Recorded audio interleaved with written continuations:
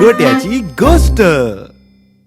नमस्कार मित्रांनो, परत एकदा आपलं स्वागत आहे. मित्रांनो, आपण गोट्याची गोष्टचा 4थ्या एपिसोड मध्ये ऐकलं की कसं आपल्या बिचाऱ्या गोट्याला पोलिसांनी पकडून चौकीत नेलं. आता हा एपिसोड वेळ ना वाया घालवता सुरू करूया.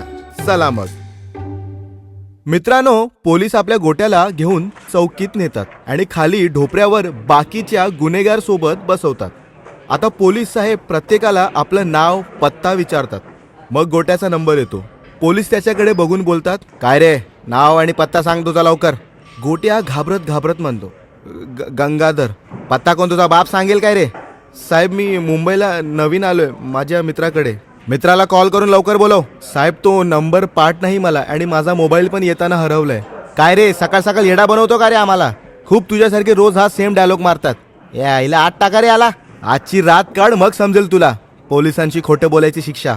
ओ साहेब, ऐका, मी खरं बोलतोय. पण पोलीस साहेबांनी बिचारा गोट्याचं काय ऐकलं नाही आणि आज जेलमध्ये नेलं. गोट्या आता खूप वैतागलेला होता आणि त्याला मुंबईची चीड आली होती आणि आपल्या गावाची आठवण येत होती. आता आतमध्ये गोट्याच्या आजूबाजूला वेगवेगळे गुन्हेगार होते. कोण चरसी, कोण चोर, तर कोणी वाकडी तोंडाची माणसं. आणि याच्यात आपला वैतागलेला गोट्या. थोडा वेळ गेला. गोट्याला कळत नव्हतं की कसं इकडून बाहेर पडायचं आणि कसं केतनला कॉन्टॅक्ट करायचं. तेवढ्यात एक छपरी गुन्हेगार त्याच्या बाजूला येऊन म्हणाला, क्या बनताय, क्या कांड करके अंदर आया तू? गोट्या थोडा साईडला जाऊन म्हणाला, उगाच मेरे को अंदर डाला ये लोग ने. नाम क्या है तेरा?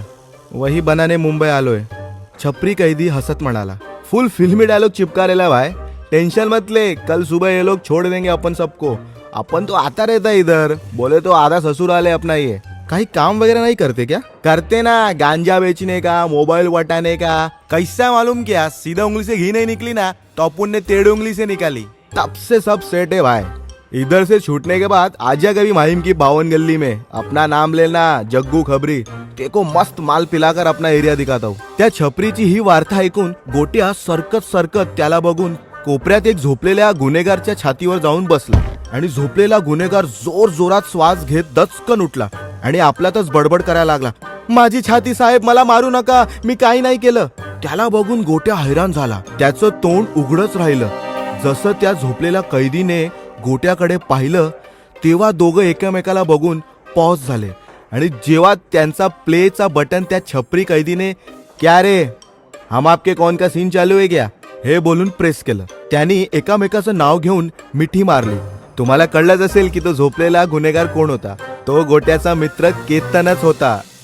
अशी गोट्याची भेट त्याचा मुंबईकर मित्र सोबत चौकीत झाली.